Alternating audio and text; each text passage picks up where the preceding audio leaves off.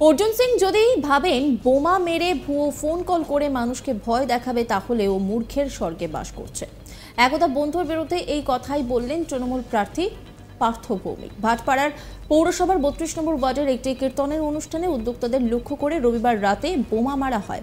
সেই নিয়ে এবার সরব হলেন পার্থ ভৌমিক।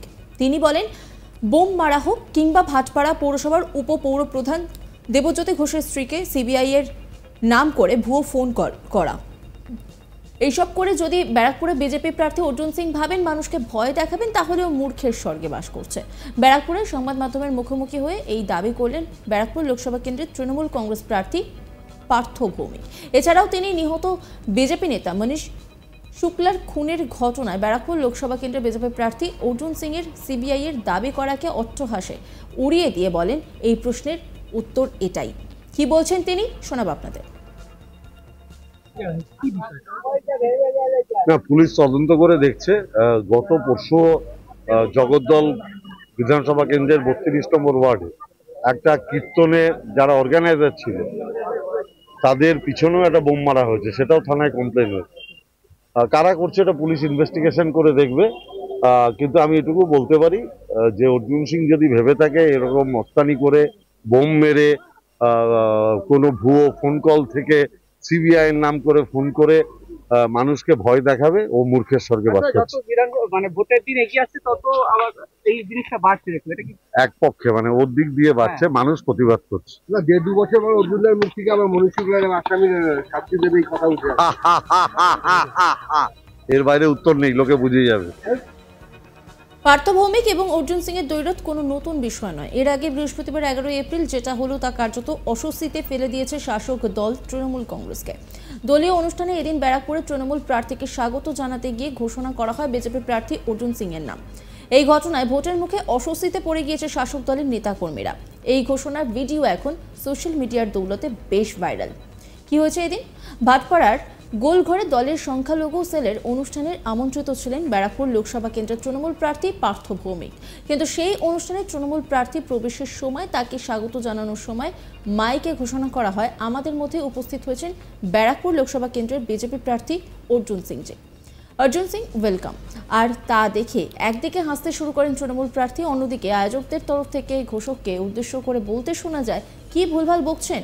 ঘোষকও নিজের ভুল স্বীকার করে বলে ওঠেন, সরি। 18 সেকেন্ডের এই ভিডিও এখন ভাইরাল। একবার সেই ভিডিওটা দেখে নিন। उपस्थित हुए हैं बैरकपुर लोकसभा का कैंडिडेट माननीय श्री जनाब अर्जुन सिंह जी। अर्जुन सिंह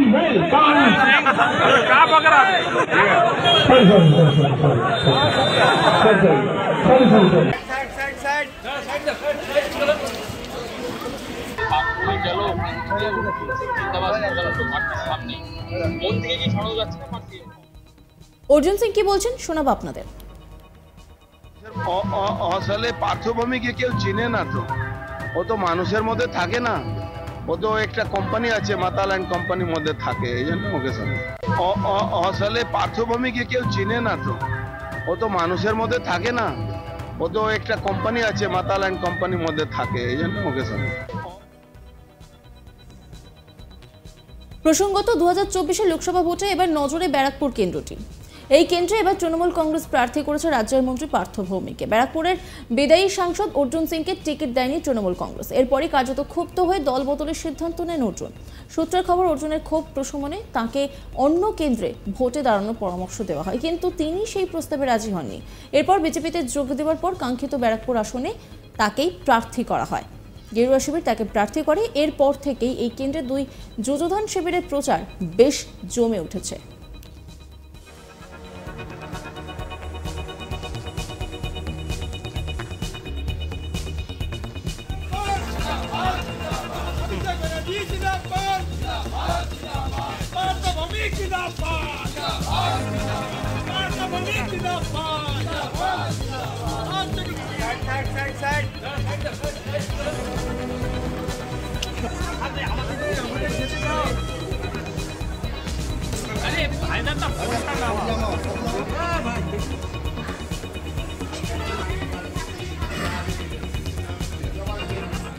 আরে কি নজর রাখুন আজ তাক বাংলার ইউটিউব স্ট্রিমিংয়ে।